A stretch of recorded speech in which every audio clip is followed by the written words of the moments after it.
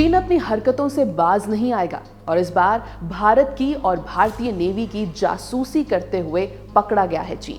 एक Chinese vessel Bay of Bengal में कई दिनों तक छुपा हुआ था, बिल्कुल इंडियन वाटर्स के करीब, और उसने जानबूझकर अपना ऑटोमेटिक आइडेंटिफिकेशन सिस्टम यानी कि AIS बंद करके अपनी मौजूदगी छुपाने की कोशिश की। यह खुलासा एक फ्रेंच मैरीटाइम इंटेलिजेंस कंपनी ने किया है। ये फ्रेंच कंपनी जो सैटेलाइट के जरिए समंदर में शिप्स को ट्रैक करती है, उसने बे ऑफ बंगाल में 16 दिन का सर्वे किया। इस दौरान कंपनी ने रेडियो फ्रीक्वेंसीज ट्रैक की और देखा कि लगभग 10% शिप्स ने अपना AIS ऑफ कर दिया था। ये सब उस वक्त हो रहा है जब भारत के खिलाफ चीन और बांग्लादेश करीब आ रहे हैं।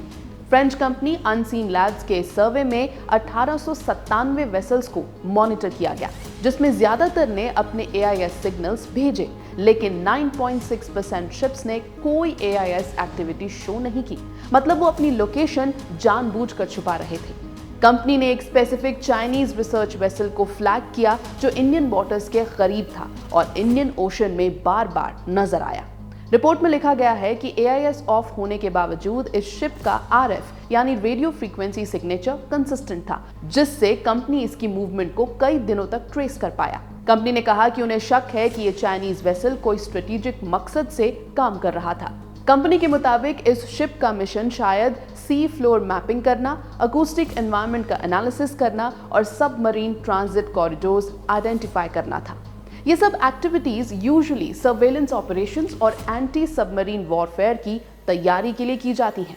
इंडियन नेवी और कोस्ट गार्ड इंडियन वाटर्स के आसपास हमेशा शिप्स पर नजर बनाए रखते हैं और चाइनीज रिसर्च वेसल्स की प्रेजेंस पहले भी रिपोर्ट होती रही है। इस केस में भी चाइनीज शिप इंडिया के ईस्टर्न कोस्ट से 120 नॉटिकल माइल्स दूर इंटरनेशनल वाटर्स में ऑपरेट कर रहा था, लेकिन फिर भी इसका लोकेशन मिलिट्री जोन से बहुत करीब था। फिलहाल चाइनीज वॉरशिप्स और सबमरीन्स ऑलरेडी इंडियन ओशन में एक्टिव हैं, लेकिन नेवी प्लानर्स का मानना है कि जल्द ही चाइना अपने एयरक्राफ्ट कैरियर्स भी इस रीजन में भेजने लगेगा। ABP लाइव की इस रिपोर्ट में फिलहाल इतना ही।